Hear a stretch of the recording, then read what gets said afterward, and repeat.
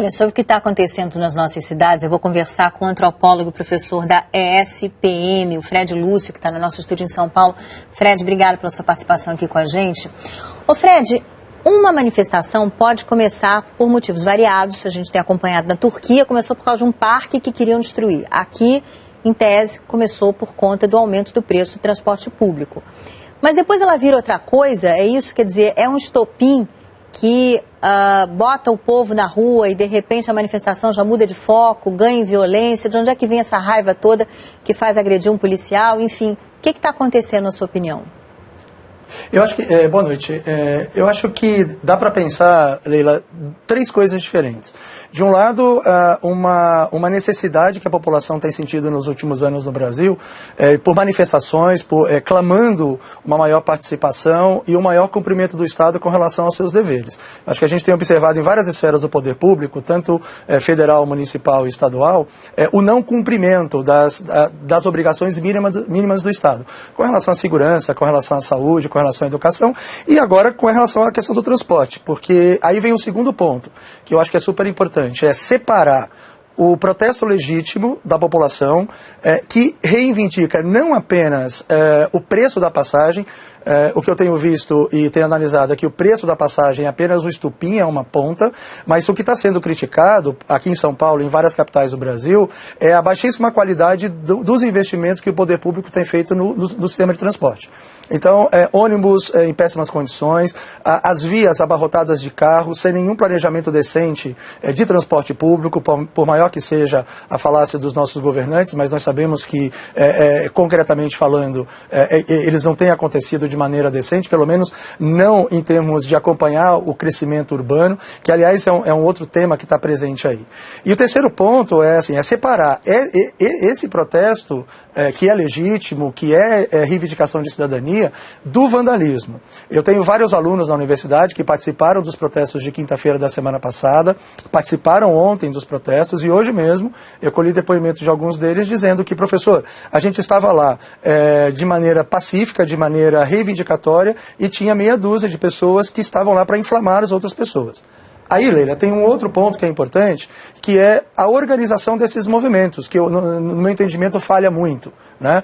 Porque a organização desses movimentos deve prever, como qualquer movimento prevê, a presença dessas pessoas inflamadoras que tenham outros objetivos que não apenas o cumprimento da cidadania. Então, acho que é um conjunto de fatores que tem levado a isso, que você classificou muito bem. Eu acho que é um estupim, mas não é um estupim momentâneo. É um estupim que, na minha opinião, revela toda uma demanda reprimida de cidadania que a população brasileira vive uma contradição, eu tenho escrito sobre isso, a gente vive uma tensão contraditória entre querer ser cidadão de primeiro mundo, mas ao mesmo tempo, nas nossas práticas cotidianas, a gente pratica e tem hábitos bastante arcaicos, né, como desde furar fila, não respeitar as pessoas, enfim, tudo isso vai para todas as esferas, desde a mínima até a do poder público. Né? Eu tenho a impressão que a gente está num momento de crise existencial, né, como sociedade, né, exatamente, assim, crise como cidadão. Que cidadão sou eu, afinal, Copa? Olha, a gente vai continuar conversando com o Fred Lúcio, que está lá em São Paulo. Eu vou trazer aqui para a nossa discussão também a Fabiane Zaga, que é vice-presidente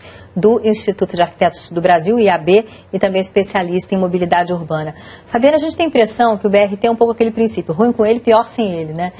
E dá a sensação de que é um paliativo para a falta de transporte ferroviário, que é, em todas as grandes cidades do mundo, seja trem, seja metrô, o verdadeiro transporte de massa. É isso? É mais ou menos isso, Leila. Ou seja, o Rio de Janeiro, a gente vem aí, nos últimos anos, né, desde os anos 60, investindo majoritariamente no transporte rodoviário, sendo que a gente tinha uma capacidade instalada enorme de trens no eixo centro-zona norte.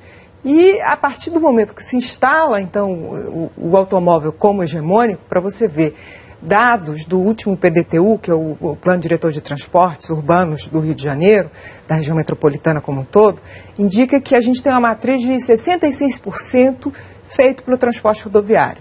E aí, mais 22% carros e 10% você soma trem, metrô e barcas. Ou seja, a gente tinha que conseguir inverter essa matriz. Ou seja, o que é bom? É bom porque a gente tem um transporte público, a gente tem uma matriz majoritariamente no transporte público. A gente não está calcado ainda no transporte privado, como é o problema das cidades norte-americanas, por exemplo. Mas a gente tinha que inverter o que está no ônibus para ir para trem, para metrô e para barcas. Ô Fred, na sua opinião, o nosso transporte público é um reflexo da nossa personalidade, assim, como nação, no sentido de que é preciso planejamento para ter um transporte de qualidade. E o brasileiro tem uma certa dificuldade de fazer um planejamento de longo prazo, né? Então, olha, vamos pensar que em 2040 a população vai ter aumentado X%, então vai crescer para tais áreas. Então já vamos começar a construir agora, e outros lugares do mundo fazem isso, sim. Né? Inclusive organizando as cidades para ter moradia e trabalho nas zonas que tem que ter moradia e trabalho, e por aí vai. Então, você acha que é por aí? Eu acho sim, eu tenho falado isso sempre, e tem vários autores, inclusive, que analisam isso. O problema das cidades é isso que a arquiteta falou, é planejamento. Eu acho que a gente continua praticando, em termos de construção de cidades, e mesmo em termos de investimentos industriais, uma política muito herdeira do Juscelino Kubitschek no investimento de automóveis. A gente ainda continua praticando isso. Qual foi a medida que o governo federal adotou em 2008 para sair da crise? Baixar o IPI de automóveis e estimular a produção de automóveis. Nada é feito. Você pode é possível você, no médio e longo prazo, investir num outro tipo de indústria para que você estimule a utilização do transporte coletivo, como a arquiteta falou, trens, barcas, sobretudo ampliação das linhas de metrô, isso tudo é de fato necessário. Agora, isto é expressão, sim, na minha opinião, de um aspecto da cultura brasileira, que é o aspecto de uma certa, a palavra é meio perigosa, porque ela é bem polissêmica, com múltiplos sentidos, mas de um aspecto individualista da nossa cultura, no sentido de que a gente pensa muito no imediato e naquilo que eu quero para a solução dos meus problemas e não pensa no médio e longo prazo. E hoje nós estamos colhendo um pouco o fruto disso nas grandes cidades. Inclusive com uma certa cultura do retorno ao transporte coletivo como um diferencial de classe. Porque hoje, por exemplo, usa transporte de metrô quem mora bem em São Paulo. Quem não mora bem não está perto de estação de metrô. Então, para essas pessoas é possível a alternativa de transporte, mas para a grande massa não, né? Olha, a Fabiana tem uma pergunta para você, Fred. Na verdade, teria duas, já que você falou no metrô.